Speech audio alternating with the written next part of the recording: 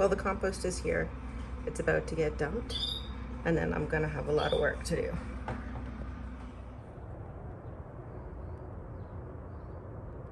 So this is what I'll be doing all day. 3 yards, mushroom compost.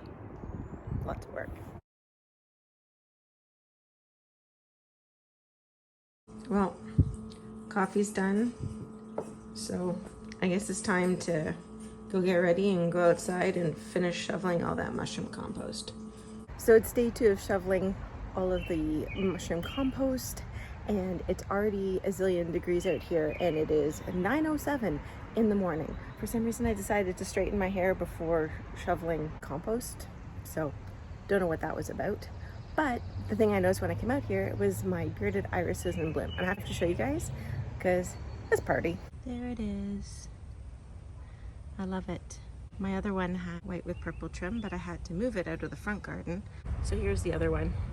It's kind of in a pot with the peony waiting to be rehomed. But this is my absolute favorite bearded iris. I started to have a go down there with the garden claw. I can't really do this with one hand, but essentially you just go like this. And while I am definitely transitioning this to no dig, I was thinking it would be good to try and get out some of this Canada thistle root. So apparently you can grow like 6 to 10 feet in a season, so I don't even know if this is gonna work. Disturbing the root is either gonna be the best thing or the worst thing. And I guess we're just gonna have to wait and see. So I'm hoping that if I can get out as much as the root as I can, and this stuff goes deep, it goes really deep. It's probably going to win, but we're gonna try. And basically from what I've read, you have to exhaust the root system. So we'll see. I'm just gonna dig up as much as I can, lay down some probably 2 layers of cardboard for the snow dig bed. I think I mentioned this to you guys before. There used to be like a deck here, which is why it is such a hot mess. But we took the deck out, and we used to, when we had the deck, we used to see little bits of the thistle kind of poking through, so it got in there at some point. As soon as the deck was gone, it was like, woo, take over everything. And here we are. So my attempt to reclaim it and go no dig is to dig out as much as I can, put enough cardboard so that it runs out of energy, and then hope for the best. So I'm gonna keep going, and there's like a whack of it. I can't, right there is most of it. Oh, I can't even point in the right direction there. So that's most of it. I'm gonna start on that and then move that piece of wood. Okay, now to tackle that.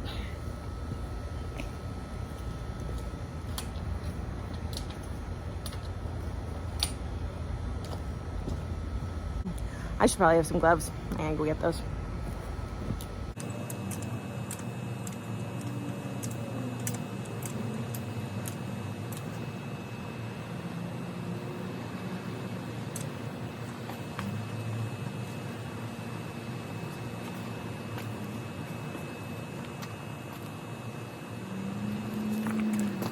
Look at that. That's what I'm fighting against.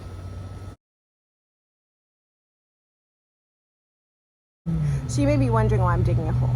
My friend Ashley over at Gardening in Canada is a soil scientist. So she's like the perfect friend for a micro homesteader. And I said that I was going to take a soil or dig a hole so she could do a soil profile on this area to let me kind of know what I was dealing with. So I'm gonna do that and send it to her. And then you guys should seriously go check out her channel because she knows everything about soil and she is such an amazing resource. So that looks like a lot of clay to me, but I guess we'll have to see what Ashley says.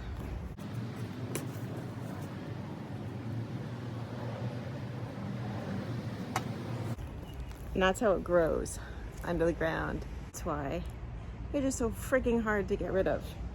It's literally everywhere.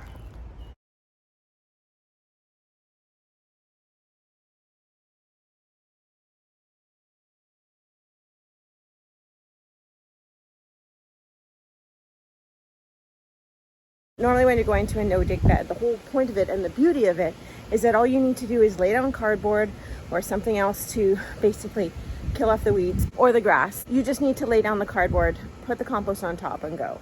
I'm kind of breaking the rules here by trying to dig out these Canada thistles. So because I don't even know if it's a good idea, we're gonna do an experiment. So that side has been dug and that side over there is Canada thistle. the hubby weed whacked it yesterday, trying to, I guess, get it down to help me out. But so that will be the control. So I haven't dug it out there, so we'll see which one fares better and figure out if I've made a terrible mistake, which is completely possible because so much of gardening is figuring out as you go and learning. I know what I know, but I don't know what I don't know. So it's a matter of just learning year over year and seeing the lessons that your garden teaches, which is so important. There's so much information out there about you should do this, you should do that. Part of the issue, from my opinion, is that what works for one person in their garden, in their zone, may not work for you. So look at the information on this channel or on any channel and try things out and then figure out what works in your garden. We're all dealing with different gardens, with different plants, with different pests in different zones, with different climates. So about mastering the environment and the microclimate in your own micro homestead, and then just building on that. This will be a live classroom in did Kiri make a terrible mistake? Stay tuned to find out. Oh my God, it is so hot. Now I'm gonna go inside into the cool for like 5 minutes and get a drink of water and bring out the cardboard stash, because I've been saving this for a long time. And my family will be very happy to see it come out of the house. So I'm gonna go get that, and then we'll start laying down cardboard and then moving the rest of the compost. Not the break I was hoping for, but I dragged out the cardboard stash and the skies are not looking good. So I'm gonna try and get as much cardboard down as I can and get some dirt on it to hold it in place, because we might have to take a rain delay. Not looking good. But we'll get this done. Here's the cardboard stash, or at least part of it, just hucked out the door unceremoniously. So I got to get some of those last stickers off and then get it down. We'll focus on the one bed right next to the trellises, because honestly that's where I want to get it in the most, which means I also have to still move those lilies right there because they're right up against the trellis, which is going to make it very hard to plant there. So I'm going to move some of those things out there and then lay down this bed and show you guys how to do a no-dig bed. So this is to show you guys what we're up against. I just moved the one big pot out of the way, and that there's some Canada thistle root still trying to grow in the darkness underneath the pot. So this was why I kind of decided to try and dig out as much as I can, because this stuff is everywhere. I found it underneath patio stones. So yeah, I don't know guys, we're gonna have to just do our best with this, but this is not cool. Though, lots of worm activity. Oh, hey buddy. So that's a good sign. So we'll see how this goes. Lots of worms. So that at least is good, but kind of scared. All right, so the first piece is down. I just ripped a hole to go around the T-post.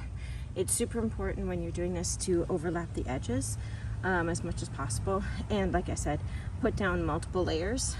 This is supposed to be our weed barrier, and it's going to take a while to decompose, but we want to make sure there's enough of it here to hopefully exhaust the energy sources of any weeds that are underneath. So I'm going to keep laying down the cardboard, and then we'll get some of the compost on top.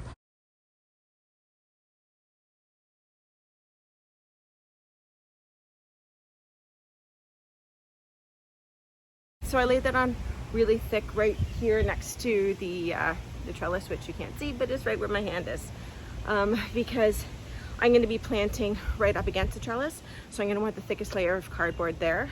I only have so much of a hoard, so ideally I would do it as thick everywhere. I will try and put down some wood chips in the walkways, but for now I need to go lug some of the compost back here so that I can get it on here and then get that done before the skies open up. Honestly, it was so humid, I don't even know what the hell I was thinking straightening my hair. It was gonna be a mess like within 30 seconds. So much for trying to be girly for like 5 minutes.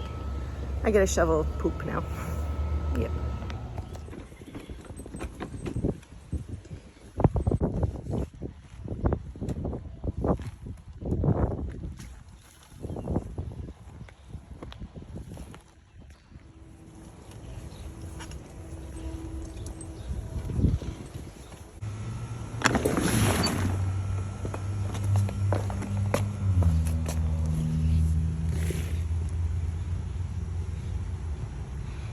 like it's there taunting me. It seriously doesn't feel like it's shrinking. I seriously don't know what I would do without this little Gorilla cart. I love this thing. It's getting pretty windy now. Still not really raining though. But got the last of the cardboard haul out.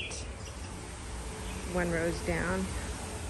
Still have some more cardboard to lay down, and then another row here of the mushroom compost, and then one more over there where ye old Gorilla cart is. So I'm not looking too shabby. We got 3 beds in. It's just going to give me a huge amount of extra growing room, so frankly I'll take it, even if I end up like this. This is me after shoveling 3,750 pounds of mushroom compost. It's not a great look, but good work happened today here in the garden. All bug. So now it's time to go in, sit down, cool off, and perhaps have a beer. Let me know down in the comments below if you've made your own no-dig bed, or if you have battled Canada thistle and won, because I'd sure like to know how you did it. That's pretty much it for a no-dig bed. You needed some space, some cardboard, some compost, a shovel, and a lot of hard work. So if you like this video, go ahead and give it a thumbs up, because YouTube loves that, and then it helps me reach more people. Until next time, don't forget to go out there and enjoy the little things and make food grow. Bye guys.